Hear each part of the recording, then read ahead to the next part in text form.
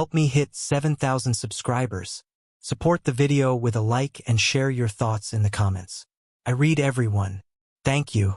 I never imagined a Tuesday morning could feel like the moment the ground shifts beneath your feet. My name is Ethan, I'm 38, and I've been married to Claire for 12 years. We had what most people would call a normal marriage, busy schedules, shared responsibilities, the usual ups and downs. But over the past few months, I started noticing little things that didn't sit right. Things I didn't want to confront at first because I didn't want to be that guy who overreacts. It started when she began acting more secretive. Small things at first. Phone always face down. Texts disappearing before I could see. Subtle changes in the way she responded to simple questions. I told myself it was just stress, work pressure, nothing more. I trusted her. I wanted to trust her. But there was a pit in my stomach I couldn't shake. Then came the day she announced a work trip. She seemed excited, packing her bag with a kind of meticulous attention I hadn't seen in a while. Clothes folded perfectly, her laptop charged, all the usual work essentials. But then I noticed something tucked in between her toiletries. A small, unfamiliar foil pack. My heart skipped. Birth control pills. I froze for a moment, trying to rationalize it. Maybe it was old stock? Maybe she was planning ahead for something unrelated? I wanted to believe that, but a voice in the back of my mind whispered something I couldn't ignore. I had to know. So I decided to follow her. Not in a paranoid, crazy way, just quietly, unobtrusively, enough to see where she was going. I left work early that day, pretending I had a sudden deadline to meet, and trailed her to the airport. My stomach was a knot of anxiety and anticipation. As I watched her move through security, laughing at her phone, completely unaware I was even paying attention, I felt a mix of relief and dread.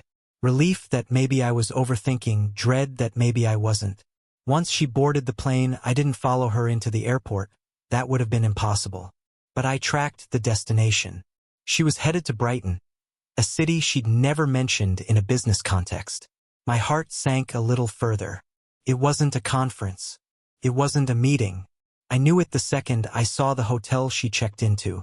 One of those boutique hotels that cater more to couples than business travelers. I spent the evening in a nearby cafe, watching the hotel from a distance, trying to piece together what I was seeing. My mind raced. I thought about the subtle changes, the late nights, the quiet resentment I sometimes sensed from her. Had I missed signs? Was this my fault? I went over every argument, every small cold response, every time she pulled away physically over the past 6 months. By 11 p.m., curiosity won over caution. I approached the hotel lobby under the guise of a late-night coffee run.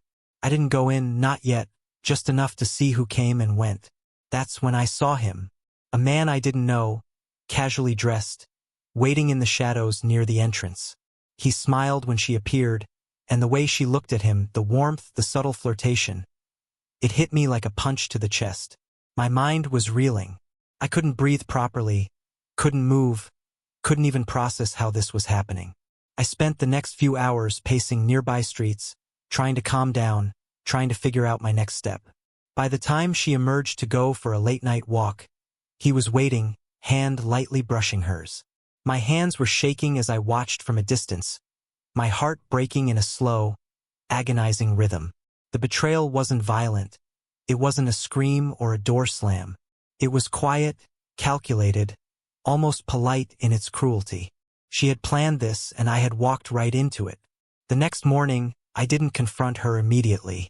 I sat at a cafe, coffee going cold, trying to gather my thoughts. I replayed every memory we'd shared.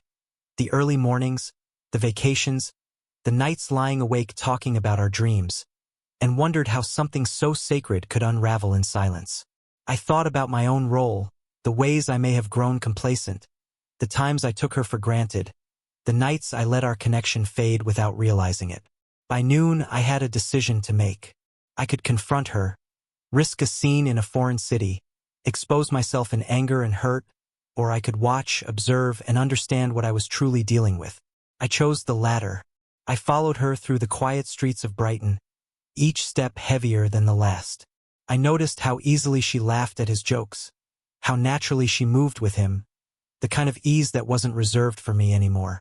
And yet, somewhere in the back of my mind, I felt an odd sense of clarity.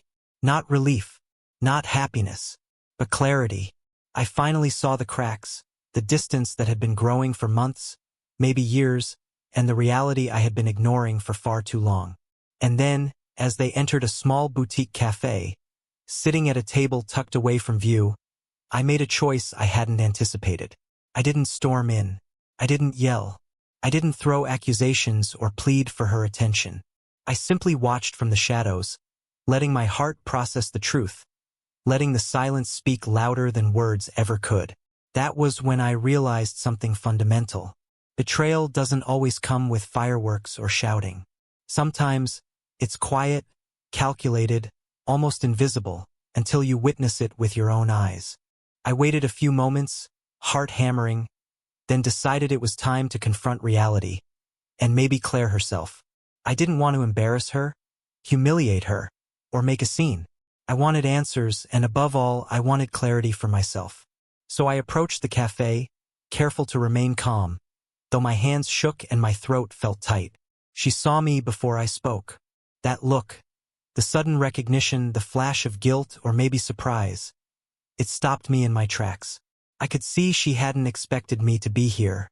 I took a deep breath and simply said, "Claire, we need to talk." Her eyes darted to him for the briefest second, and then back to me. The tension was palpable, the air thick with unspoken words. I didn't think you'd come," she said, voice soft but defensive. "I needed to understand," I replied evenly. "I needed to see for myself what's been happening." She hesitated, biting her lower lip, and then muttered something about it being complicated. I didn't interrupt. I just let the silence hang there, heavy and undeniable. The man she had been with shifted uncomfortably, as if sensing he wasn't supposed to be there, or maybe realizing this wasn't his fight. He left without a word, leaving Claire and me alone in that small, sunlit cafe, the world continuing on around us as if nothing had changed. For a long minute, neither of us spoke. I studied her, the woman I had loved for over a decade, and I felt a strange mix of anger, sadness, and heartbreak. But beneath it all, there was something I hadn't expected: clarity. I could see the truth now. This was more than a mistake, more than a fleeting indiscretion. This was a deliberate choice, a line she had crossed quietly while I stayed in the dark, thinking our marriage was intact. "I packed for a work trip," she finally said, almost whispering. "But I didn't want to lie to you. I didn't know how to tell you." Her words were fragile, almost pleading, but they didn't excuse what had happened. I felt the weight of all the small betrayals, the coldness, the distance, the secrecy, crush me from the inside. I took a deep breath. "Claire, I don't want to yell. I don't want to make a scene. But I need to know. Is there anything left for us? Or is this where it ends?" She looked down, eyes shimmering with tears, and for a moment, I almost believed there might be a way back. But then she shook her head slowly. "I don't know, Ethan. I'm confused. I thought maybe this would help me figure out what I want. But I think I've already made my choice." And in that moment, I felt the finality of it. The years we had shared, the mornings and nights, the laughter and arguments, all condensed into this quiet confession. I didn't argue. I didn't beg. I didn't demand her to explain further. I simply nodded, acknowledging the truth I had been afraid to see. We sat there a while longer, the silence no longer heavy, but calm, reflective. I realized something crucial. My value, my dignity, and my emotional peace didn't depend on her choices. I had loved, I had committed, and I had given my all. The rest was out of my control. When we finally left the cafe, I didn't follow her back to the hotel. I didn't try to rekindle anything that had already been severed by choices she had made. Instead, I walked back to my car, each step grounding me in the reality I had been avoiding. My chest was heavy, yes, but it was also open to clarity, open to healing, open to the life I still had to live. Driving back through the quiet streets of Brighton, I felt an unexpected sense of relief. Not happiness, that would come later in time, but a strange liberation. I had confronted the truth, witnessed the reality, and faced it head-on. There was no dramatics, no shouting matches, no shattered objects or cinematic betrayals. Just truth, raw and unavoidable, and the knowledge that I had the power to decide what to do next. That night, back at my hotel, I didn't call her. I didn't text. I didn't stalk her social media. I sat quietly in my room, replaying the day, reflecting on every choice, every emotion, every word exchanged. And I realized that sometimes love ends not with fireworks, not with betrayal in the conventional sense, but quietly, silently, almost imperceptibly, until it's undeniable. I won't pretend this was easy.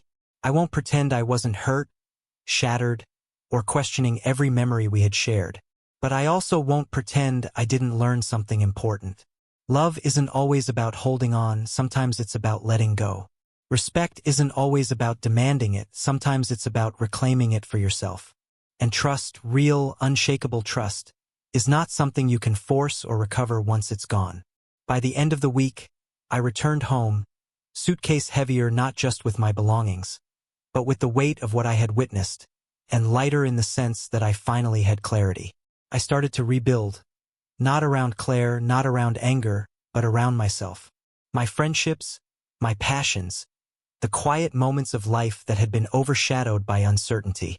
And though I still carry the sting of that betrayal, I also carry something stronger, a sense of peace, the knowledge that I faced the truth, unflinching, and came out with my dignity intact. The knowledge that sometimes the hardest step toward healing is simply accepting what is, letting go of what cannot be controlled, and moving forward with your head held high. Because in the end, no one can give you closure but yourself, and that is exactly what I did.